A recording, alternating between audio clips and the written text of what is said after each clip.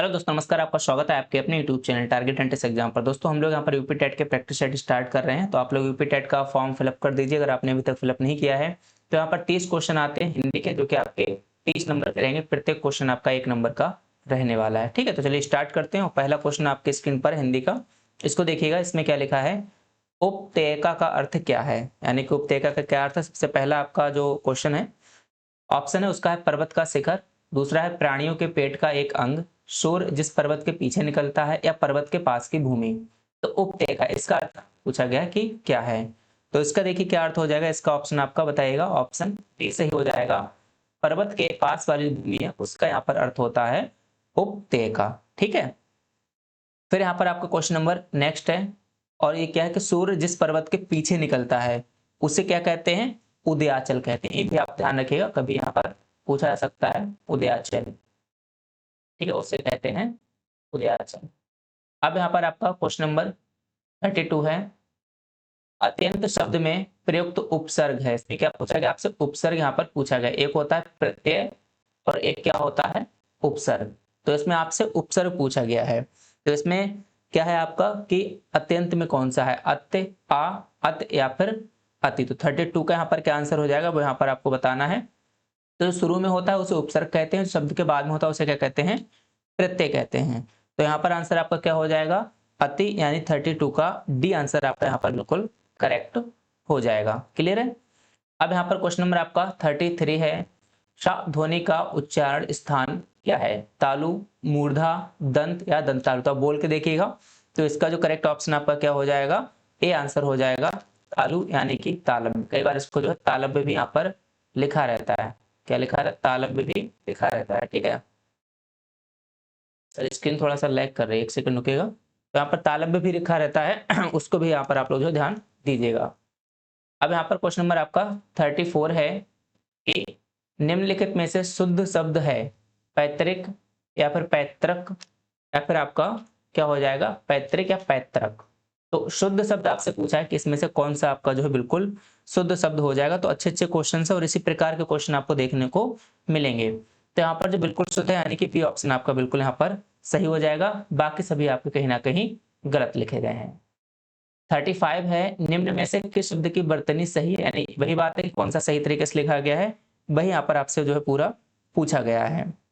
तो अनुग्रहित लिखा गया। अनुग्रहित कैसे लिखा जाता है, ये यहाँ पर आपको बताना है। तो इसमें जो करेक्ट ऑप्शन आपका कौन सा हो जाएगा, अनुग्रहित, या अनुग्रहित यानी है तो अनुग्रहित ही, लेकिन किस तरीके से सही लिखा है वो यहाँ पर आपको बताना। तो 35 का यहाँ पर आंसर आपका क्या हो जाएगा, इसमें जो है अनुग्रहित या फिर अनुग्रहित। तो ये वाला आंसर आपका सही हो जाएगा, बी ऑप्शन। ठीक है, ये ऑप्शन आपका जो बिल्कुल सही हो जाएगा, अनुग्रहित।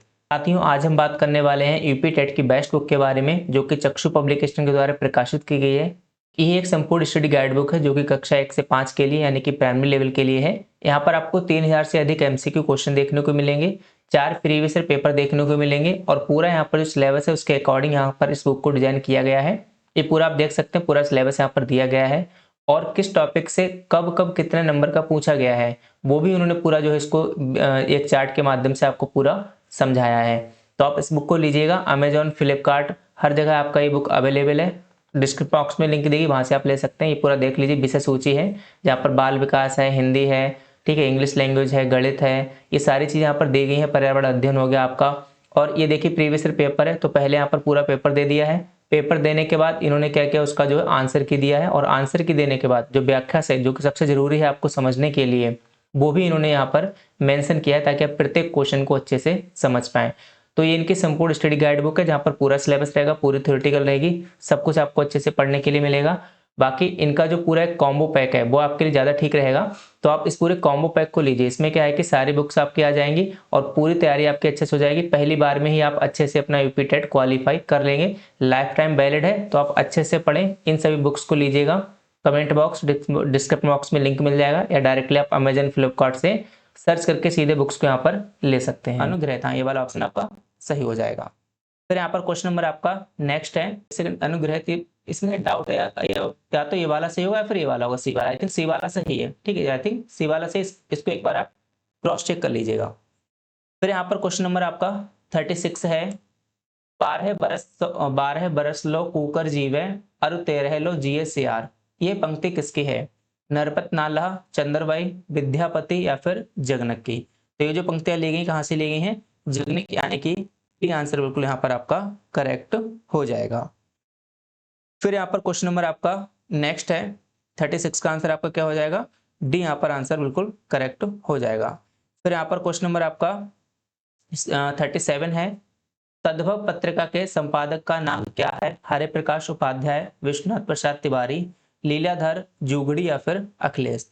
तो 37 का यहाँ पर आंसर क्या हो जाएगा?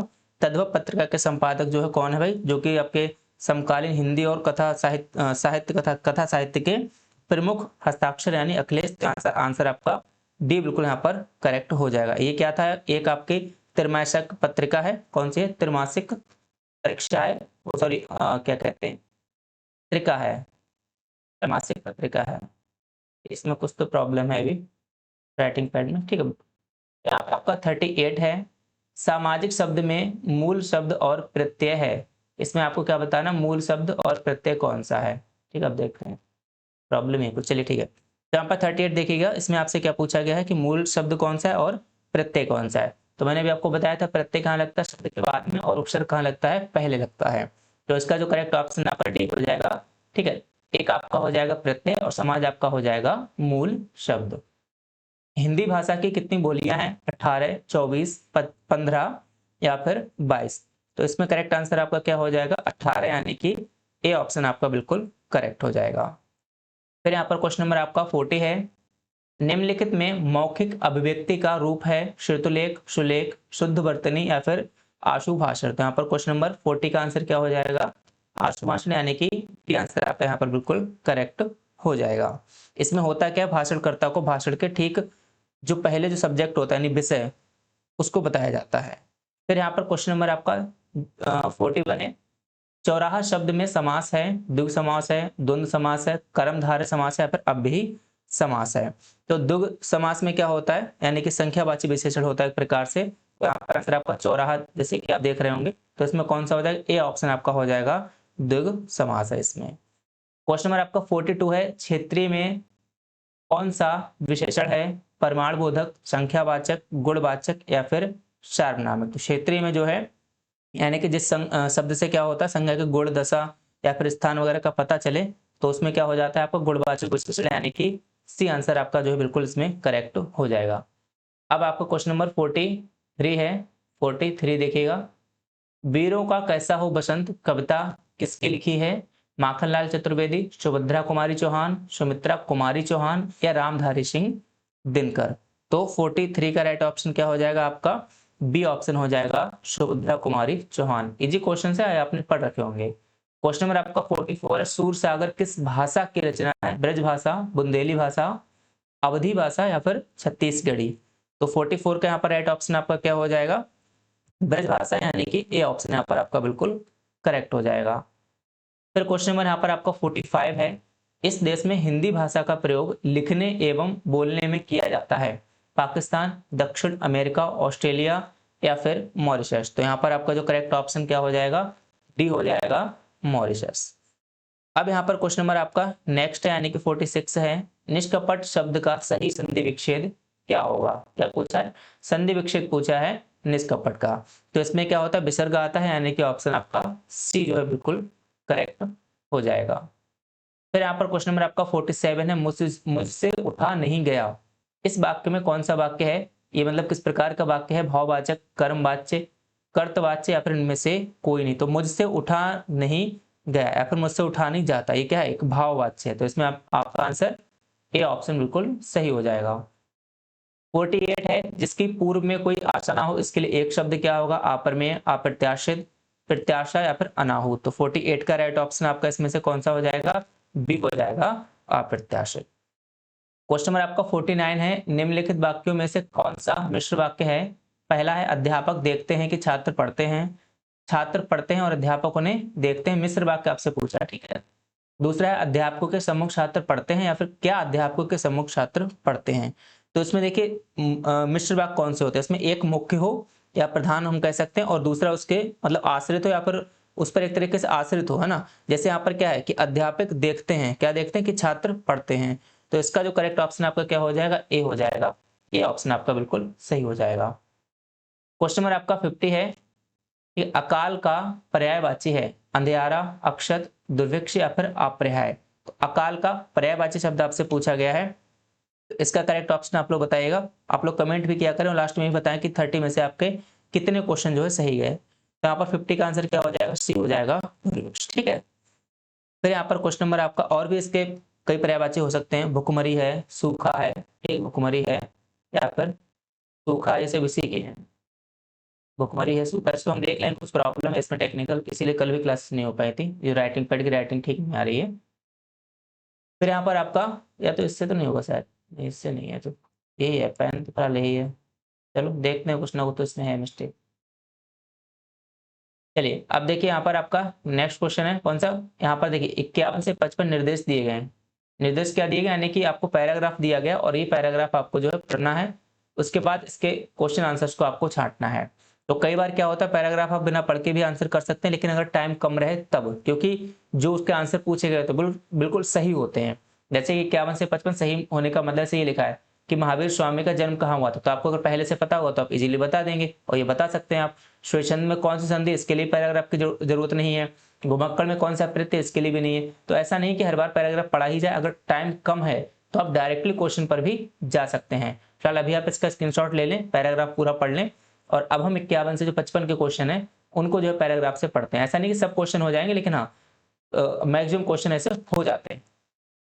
तो यहाँ पर देखिए आपका 51 जो क्वेश्चन है, श्रुति धर्म का अर्थ क्या है, मुस्लिम धर्म, बौद्ध धर्म, जैन धर्म या फिर वैदिक धर्म। तो इसका करेक्ट आंसर आपका क्या हो जाएगा, डी हो जाएगा, वैदिक धर्म। अब देखिए क्वेश्चन नंबर 52 है, महात्मा बुद्ध ने जब बुद्धत्व प्राप्त किया तब उनकी आयुष्यता कितनी थी, 45 वर्ष, 35 वर्ष, 12 वर्ष या फिर 80 वर्ष यानी कि 80 वर्ष। तो इसका करेक्ट ऑप्शन आपका क्या हो जाएगा, 52 का बी यानी कि 35 वर्ष। तो ये तो आपने पहले ही पढ़ रखा होगा। अब श्वेतछंद में कौन सी संधि है, इसके लिए भी जरूरत नहीं कि आप पूरा पैराग्राफ पढ़े, है ना। तो इसमें कौन सी संधि है आपका, डी है, यानी कि व्यंजन संधि है। बाकी संधि की अलग क्लास होगी, समाज की अलग होगी, तो उसमें और अच्छे से आपको बता देंगे। क्वेश्चन नंबर आपका 54 है, महावीर स्वामी का जन्म कहाँ हुआ था, कुशीनगर, वैशाली, पावापुर या फिर पारसौली। तो इसमें 54 का आपका जो राइट ऑप्शन क्या हो जाएगा, वैशाली, यानी कि बी ऑप्शन आपका करेक्ट हो जाएगा। घुमक्कड़ शब्द में कौन सा प्रत्यय, अभी आपको बताया प्रत्यय और उपसर्ग के बारे में पहले भी। तो इसमें आपसे क्या पूछा गया, प्रत्यय यहाँ पर पूछा गया है। तो प्रत्यय यहाँ पर कौन सा हो जाएगा, जो लास्ट में होता है अक्कड़, यानी कि सी ऑप्शन आपका करेक्ट हो जाएगा। आंख की किरकिरी होना, इसका क्या अर्थ है, कष्टदायक होना, धोखा देना, अप्रिय लगना या फिर बहुत प्रिय होना। तो 56 का आंसर क्या हो जाएगा आपका, सी हो जाएगा, आंख की किरकिरी होना या फिर आंख में खटकना इस प्रकार से, तो क्या है, अप्रिय लगना। क्वेश्चन नंबर आपका 57 है, शून्य का समास रूप क्या होता है, शून्य का समास रूप यहाँ पर आपसे पूछा गया है। तो शून्य का समास रूप क्या हो जाएगा, तत्सम यानी कि शून्य हो जाएगा। तो यहाँ पर आंसर आपका डी बिल्कुल सही हो जाएगा। 58 है, समास का विलोम क्या होगा, समास का विलोम क्या होगा, समस्या, सामसिक, व्यास या फिर साहसिक। तो 58 का यहाँ पर राइट ऑप्शन आपका क्या हो जाएगा, सी हो जाएगा, व्यास। व्यास का मतलब एक तरीके से जो है क्या कहते हैं, समस्या का विलोम क्या होगा, समस्या का अगर विलोम पूछा जाए, एक मिनट, अच्छा इसके विलोम शब्द पूछा ना, हाँ, समास का विलोम क्या हो जाएगा, व्यास। व्यास का मतलब बड़ा, समास का मतलब छोटा, इस तरीके से। अब यहाँ पर क्वेश्चन नंबर आपका नेक्स्ट है 59 है, 4 गज मलमल, इसमें से कौन सा विशेषण है, 4 गज मलमल, ये कौन सा इसमें विशेषण है, परिमाण बोधक, गुणवाचक, संख्यावाचक या फिर सार्वनामिक। तो इसमें क्या है, परिमाण बोधक है, यानी कि ए ऑप्शन आपका सही हो जाएगा। फिर क्वेश्चन नंबर आपका 60 है, अणा का उच्चारण स्थान क्या होता है, मूर्धन्य, कंठोष्ठ है, नासिक या फिर कंठ तालव्य। तो क्वेश्चन नंबर 60 का यहाँ पर राइट ऑप्शन क्या हो जाएगा, आप लोग कमेंट बॉक्स में बताइएगा। और लास्ट में ये भी बताया ना, इसका सी आंसर होगा। कितने क्वेश्चन आपके सही गए, यानी आउट ऑफ 30 आपके कितने मार्क्स आए, ये आप लोग कमेंट बॉक्स में बताना। डेली प्रैक्टिस सेट्स होंगे, आप लोग डेली जुड़िएगा। इसी के साथ आप सभी साथियों का बहुत बहुत धन्यवाद। जय हिंद, जय भारत।